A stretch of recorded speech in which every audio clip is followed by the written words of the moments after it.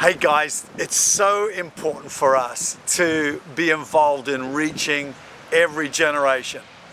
Psalm says his truth endures to all generations.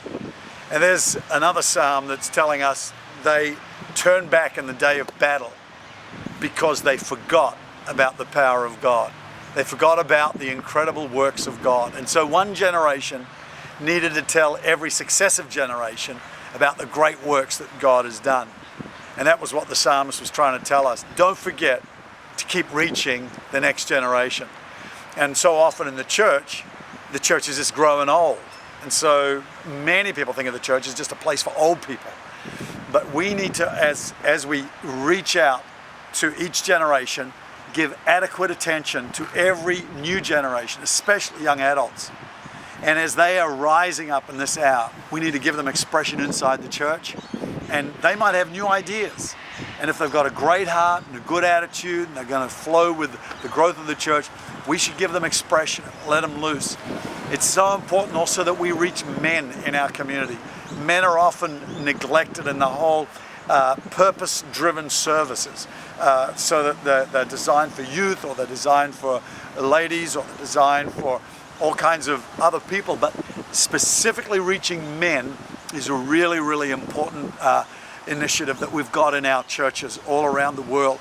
And I believe that as we reach men, we build a godly, strong, manly generation. Plus, if we can reach the husbands and the fathers, we improve our chances of reaching the entire family by nearly 80%.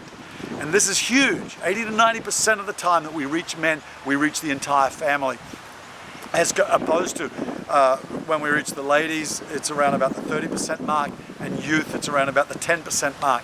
And so we've got to reach the men of our culture, and that means having an environment for men in our worship services, in our prayer meetings, in all the things that we do. We need to have an environment in which men feel comfortable, and that's vital. I also believe that the children's ministry in our churches will dictate many times where people are going to actually go to church. I would say that when young people are single, they think, this is where I'm going to go to church. When they get married, generally the guy, he'll determine this is where we're going to church. When they have children, mum's going to decide where they go to church, because they're looking for great childcare during that 90 minutes each weekend.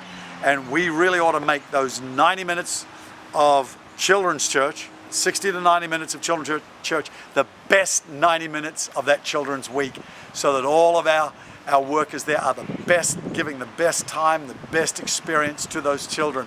When they come out of children's church, they're talking about Jesus, they're loving all the people who looked after them, and mum says, hey, I love this place, let's go along here. That time, dad'll say, sure, and he'll get involved. And then as the family gets older, generally it's the teenagers, because parents get pretty desperate to do anything they can to help raise those kids. And so they say, look, this youth ministry here is phenomenal. And if we make sure they're getting really good attention, and this can be challenging because sometimes the kind of people we're getting into the youth can have a negative influence on some of the others. And so we've got to really be careful about that and manage that extremely well. Reaching all these generations with the gospel of Jesus Christ is the most important thing we can do.